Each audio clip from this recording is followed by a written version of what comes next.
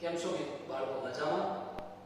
ગયા લેક્ચરની અંદર આપણે વાત કરી હતી કે અક્ષાંશકૃત અને રેખાંશકૃત વિશે વાત કરીશું. તો આજે અક્ષાંશકૃત અને રેખાંશકૃત વિશે સમજ કેળવવાની છે.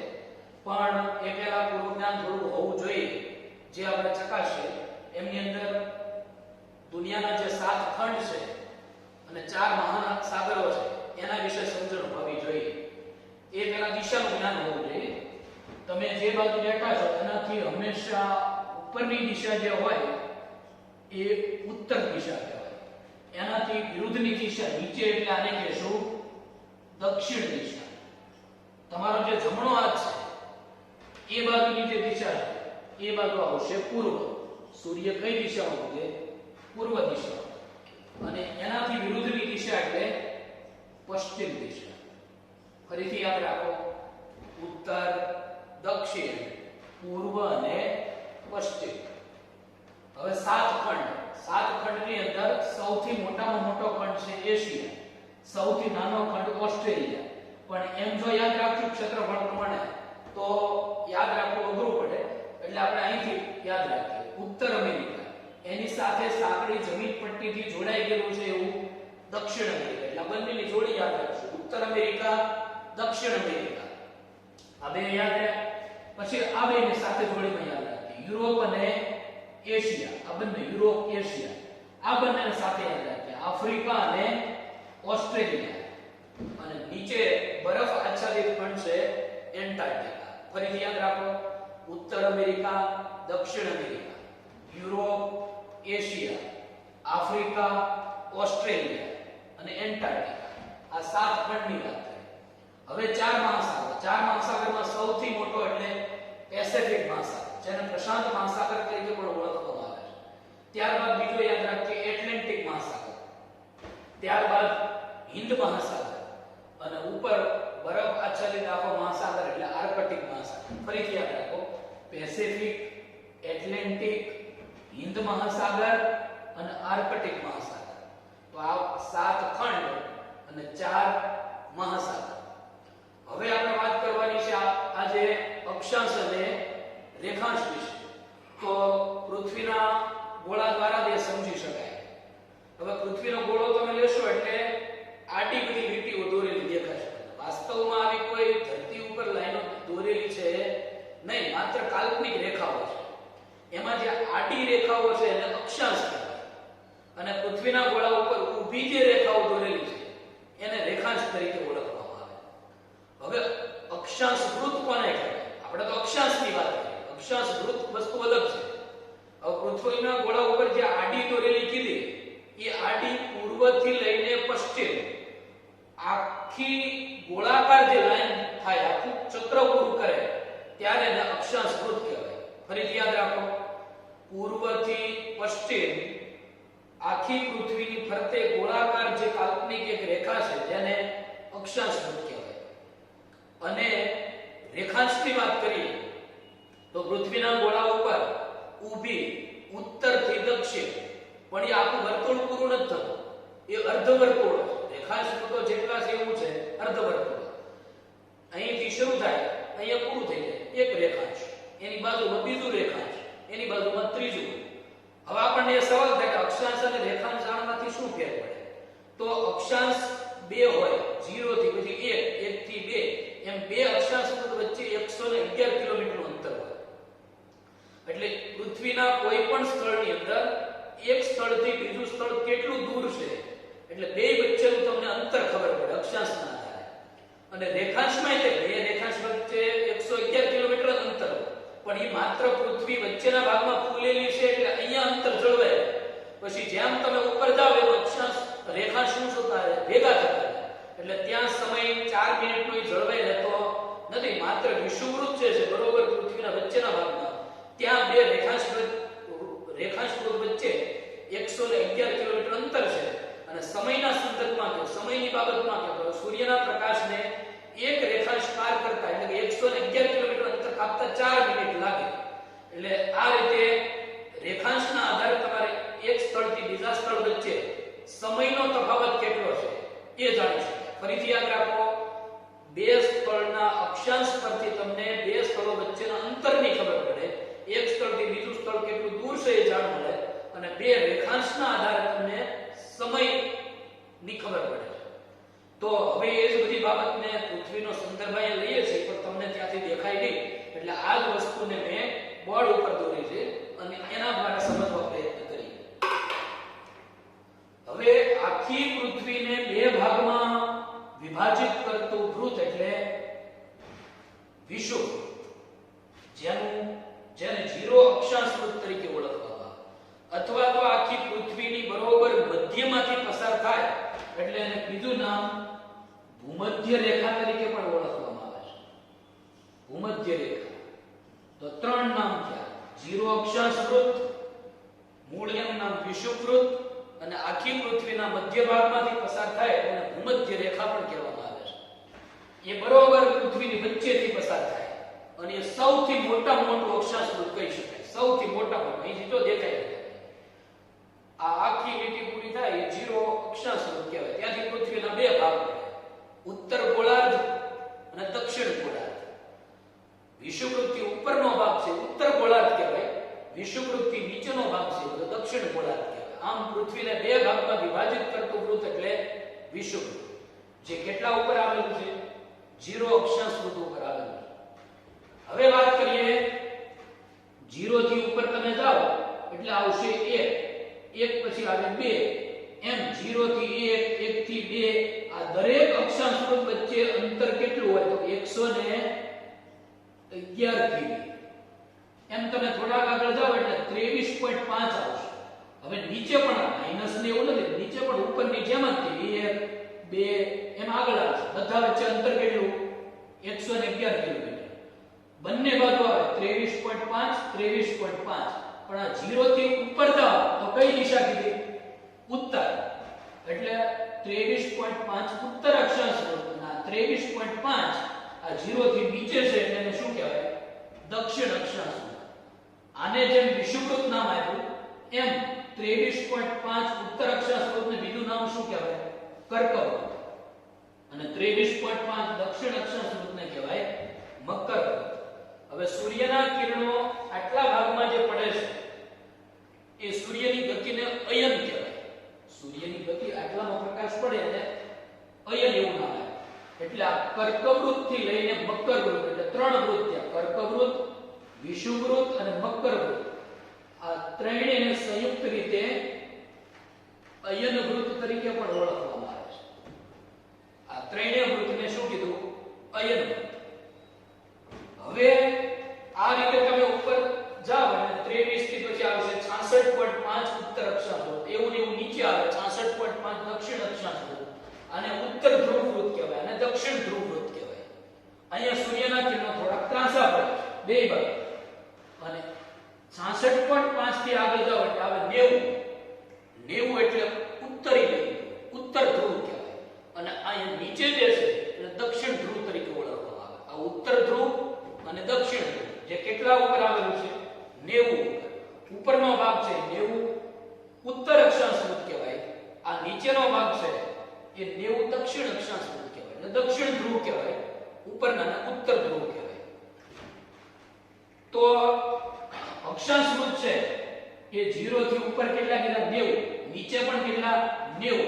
એટલે 9 ને 18 એટલે 180 થયા. અને આને આપણે એક કેવા વિષુવવૃત્તને ગણતરીમાં 0 ને લીધું નથી, ગણતરી કરી આપણે 90 ઉપર 90 નીચે અને વત્તા આ 0 એટલે 1, એમ ટોટલ અક્ષાંશ વૃત્તની સંખ્યા કેટલી થાય? 181 થાય. હવે એ આડી રેખાની વાત છે. ગોળ ચક્કડા જે છે સૌથી મોટું આ થાય, એનાથી ઉપર તમે 1 ગણો તો એની કરતા નાનું ચક્ર થાય, એની ઉપર જાવ એની કરતા નાનું. એટલે સૌથી મોટો અક્ષાંશ વૃત્ત પણ થાય વિષુવવૃત્ત, જે 0. આપણને એમ લાગે કે 0 એટલે સૌથી નાનું, વાસ્તવમાં 0 એટલે નાનું નહીં, એ સૌથી મોટામાં મોટું અક્ષાંશ વૃત્ત છે. અને સૌથી નાનું પણ થાય 90 જે છે, પણ 90 બે હોય, ઉત્તર અને દક્ષિણ. એટલે આ સૌથી નાના અક્ષાંશ વૃત્ત બે, ઉત્તર ધ્રુવ અને દક્ષિણ ધ્રુવ. આમ કુલ 181 અક્ષાંશ વૃત્તો છે. હવે બે એકની વચ્ચે અંતર કિલોમીટર. એટલે 181 ગુણ્યા 111 તમે કરો તો આખી પૃથ્વી કેવડી છે ઈ તમને ખ્યાલ આવે. અને અહીંથી લઈ અને આખો આ ચક્રો જે છે વિષુવવૃત્તનું ઈ તમે પૂરું કરો તોય કેટલા કિલોમીટર આખી ગોળાઈ છે ઈ ખબર પડે. 20000 કિલોમીટર આ બાજુ અને 20000 કિલોમીટર આ બાજુ, એટલે આખી પૃથ્વી 40000 કિલોમીટર થાય. જાપાન થી તમે નીકળો અને ફરીથી પાછા જાપાન પહોંચો ત્યાં સુધીમાં 40000 કિલોમીટર જેટલું અંતર કાપીએ ત્યારે થાય. આટલો આખો પૃથ્વીનો ટૂંકમાં ઘેરાવો છે. હવે વાત કરીએ આપણે રેખાંશ. હવે રેખાંશ છે તો એ ઊભી રેખાને આપણે રેખાંશ કહીશું. અને એમની અંદર આખી પૃથ્વીના બરોબર મધ્ય ભાગમાંથી જે પસાર થાય એને કહેવાય જીરો રેખાંશ. જે યુરોપની અંદર એક દેશ આવેલો છે ઇંગ્લેન્ડ. ઇંગ્લેન્ડનું વડુ મથક છે લંડન. લંડનની અંદર ગ્રીનિચ નામનો એક પ્રદેશ છે. હવે ગ્રીનિચ પ્રદેશ ઉપરથી પસાર થાય એટલે આ જીરો રેખાંશ વૃત્તનું બીજું નામ છે ગ્રીનિચ રેખા, જેને અંગ્રેજીમાં GMT તરીકે ઓળખવામાં આવે છે. એટલે કે ગ્રીનિચ મીન ટાઈમ. જ્યાંથી પૃથ્વીના બે ભાગ પડે, આ જે બરોબર મધ્યમાં જીરો રેખાંશ વૃત્ત છે ગ્રીનિચ રેખા, એ ગ્રીનિચ રેખાથી આ બાજુનો ભાગ એટલે પૂર્વ ગોળાર્ધ અને ગ્રીનિચ રેખાથી આ બાજુનો ભાગ છે એટલે પશ્ચિમ ગોળાર્ધ. તો ચાર ગોળાર્ધની અંદર ઉત્તર ગોળાર્ધ, દક્ષિણ ગોળાર્ધ એ ભાગ ક્યાંથી પડ્યા? વિષુવવૃત્તથી. અને ગ્રીનિચ રેખા છે ત્યાંથી બે ભાગ પડે, પૂર્વ ગોળાર્ધ અને પશ્ચિમ ગોળાર્ધ. તો તમને કોઈ એવું કહે કે આપણો ભારત દેશ છે એ ક્યાં ગોળાર્ધમાં આવેલો છે? તો અહીંથી જુઓ તમે વિષુવવૃત્તથી ઉપર છે એટલે ક્યાં ગોળાર્ધમાં છે? ઉત્તર. અને ગ્રીનિચ રેખાથી આ બાજુ છે પૂર્વ ગોળાર્ધ. એટલે બે ભેગું બોલવું હોય તો ઉત્તર પૂર્વ ગોળાર્ધ કહેવાય, અથવા તો ઉત્તર ગોળાર્ધ કહો, અથવા અહીંથી ગણો તો પૂર્વ ગોળાર્ધ પણ કહી શકાય. અને ખૂણાના સંદર્ભમાં ગણો તો આખી પૃથ્વીના સંદર્ભમાં ઈશાન ખૂણે ભારત આવેલો કહેવાય. ઈશાન ખૂણાનું બીજું નામ જ છે ઉત્તર પૂર્વ. એટલે ઉત્તર પૂર્વ ગોળાર્ધની અંદર ભારત કયો, આપણું ગુજરાત કયો, બરાબર, એ ગોળાર્ધની અંદર આવેલું ગણાશે. હવે આ જે જીરો છે એની બાજુમાં તે આપણે કેમ ત્યાં કીધું તો 1 2 એમ અહીંયા બાજુમાં પણ 1 હશે, આ બાજુ પણ 1 હશે, 2 આ બાજુ પણ 2, પણ એ કેટલું અંતર રાખવાનું? તો ત્યાં પણ કેટલું અંતર? 111 કિલોમીટર અંતર છે તે રેખાંશ વચ્ચે પણ એ અંતર માત્ર અહીંયા જળવાઈ રહેશે. જુઓ તમે પૃથ્વીના ગોળા પર આ રીતે કાલ્પનિક તમે ઊભી રેખા દોરો તો આ રીતે માત્ર વિષુવવૃત્ત ઉપર એ જળવાય. અહીંયા 111 કિલોમીટર અંતર હોય વિષુવવૃત્ત ઉપર. પણ જેમ તમે આગળ આવતા જાવ રેખાંશ વૃત્તો તો બધા શું થતા જાય? ભેગા થતા જાય. બધા રેખાંશ વૃત્તો એ ધ્રુવ ઉપર ભેગા થાય, ઉત્તર ધ્રુવ અને દક્ષિણ ધ્રુવ ઉપર. પણ એ તો કિલોમીટરમાં અંતર 111 કિલોમીટર. પણ સૂર્યના પ્રકાશને અહીંથી તે અહીંયા પહોંચવા માટે કેટલો સમય લાગે? તો કે 4 મિનિટનો સમય લાગે. કેટલી મિનિટ? 4 મિનિટનો સમય લાગે. તો 1 કલાકની અંદર કેટલી મિનિટ હોય? 60 મિનિટ હોય. 60 મિનિટ. 4 મિનિટે એક રેખાંશ પસાર થાય. તો 15 કલાકમાં કેટલા પસાર થાય? 15 ચોક 60. 15 રેખાંશ પસાર થાય 1 કલાકની અંદર. હવે 15 પસાર થતા હોય રેખાંશ તો એક વચ્ચે અંતર કેટલું છે? 111. આનો તમે ગુણાકાર કરો તો 1 કલાકની અંદર મતલબ કે 60 મિનિટમાં પૃથ્વી કેટલી ફરે? 1 કલાકની અંદર. તો જવાબ આવશે 1665 કિમી. આપણા પાઠ્યપુસ્તકની અંદર રાઉન્ડ 1670 કિમી લખેલું છે. વાસ્તવમાં 60 મિનિટ એટલે 1 કલાકની અંદર પૃથ્વી પોતાની ધરી ઉપર 1665 એટલે 1670 કિલોમીટર 1 કલાકમાં ફરે. આવું તો એ 24 કલાક ફરે. ત્યારે શું થાય? 1 દિવસ પૂરો થાય. 24 કલાક આ રીતે ફરે છે. હવે આવા રેખાંશ જે છે 1 2 3 4 એમ આ બાજુ 179 જેટલા, આ બાજુ પણ 179 79 જેટલા છે. અને એક આને જે આપણે ગણતરીમાં લીધું જ નથી ગ્રીનિચ ને, આમાં કેમ નહોતું આપણે વિષુવવૃત્તની વાત કરી એમ. એક આ એટલે કોણ? ગ્રીનિચ રેખા એક. અને ગ્રીનિચ રેખા જે છે એની બિલકુલ વિરોધી રેખા, એને આઈડિયલ તરીકે, વાસ્તવમાં એ દેખાય નહીં પણ હું સમજવા માટે અહીંયા દોરું છું.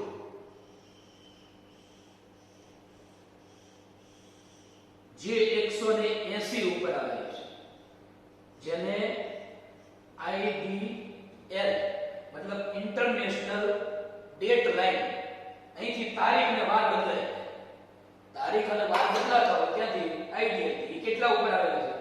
180 અક્ષાંશ વૃત્ત ઉપર આવેલા છે. હવે 179 આ બાજુ, 179 આ બાજુ, વત્તા 1 એટલે કોણ? ગ્રીનિચ રેખા, અને વત્તા 1 આઈડીએલ, એટલે રેખાંશ વૃત્તોની સંખ્યા કેટલી થઈ? 360. કુલ રેખાંશ વૃત્તો કેટલા? 360. અને અક્ષાંશ વૃત્તો કુલ કેટલા? 181. હવે એમાંથી એક એક વાતને સમજવાની છે. પહેલા આપણે વાત કરીએ વિષુવવૃત્તની, કે વિષુવવૃત્ત છે ત્યાંથી પૃથ્વીના બે ભાગ પડે, ઉત્તર ગોળાર્ધ અને દક્ષિણ ગોળાર્ધ. વિષુવવૃત્ત છે એ સૌથી મોટામાં મોટું અક્ષાંશ વૃત્ત છે.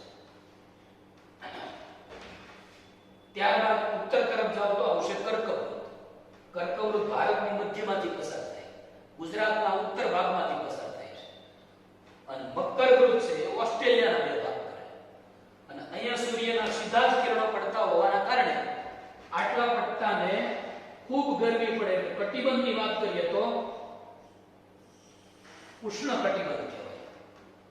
અને સૂર્યના કિરણો અહીંથી ત્રાંસા પડે એટલે ખૂબ તડકો પણ નહીં અને ખૂબ ગરમી પણ નહીં, એવું એટલે સમ શીતોષ્ણ કટિબંધ. એવું બંને જગ્યાએ આવશે.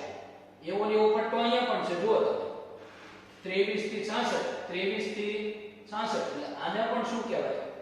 સમ શીતોષ્ણ કટિબંધ. આ સમ શીતોષ્ણ વાળો પટ્ટો, અહીંયા પણ સમ શીતોષ્ણ.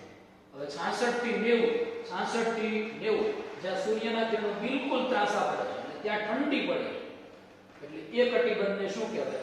શીત કટિબંધ. ઉપર પણ આવશે શીત કટિબંધ. એટલે કટિબંધની સંખ્યા કેટલી થાય? 3.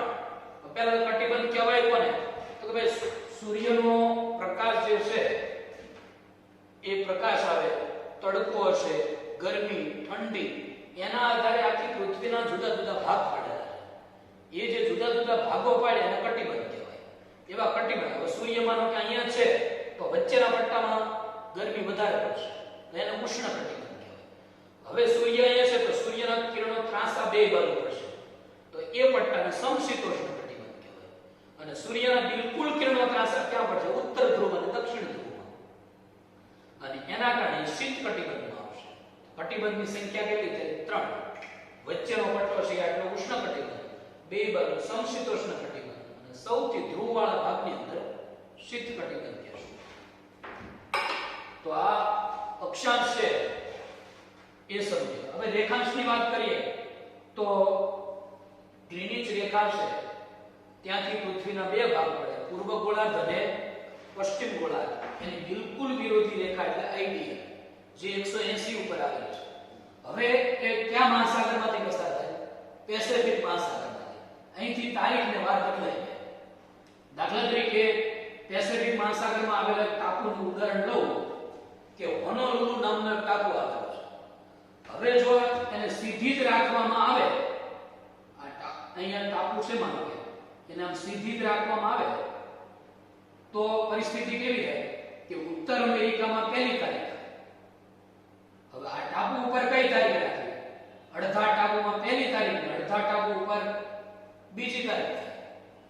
અહીંયા શનિવાર ને અહીંયા રવિવાર, તો રજા કયા દિવસે રાખે? આવો પ્રશ્ન ન આવે એટલે ટાપુ અને એક બાજુ દૂર રાખી અને આ રીતે 4 જગ્યાએ, કેટલી જગ્યાએથી? 4 જગ્યાએથી એને વાંકી ચૂકી રાખવામાં આવે છે. અને એ ઉત્તર અમેરિકાની અંદર USA કરી, યુનાઇટેડ સ્ટેટ ઓફ અમેરિકા, એમની રાજધાની છે વોશિંગ્ટન ડીસી કરી, ત્યાં 1884 ની અંદર બેઠક મળેલી અને ત્યારે આ આઈડીએલ રેખા નક્કી કરવામાં આવી.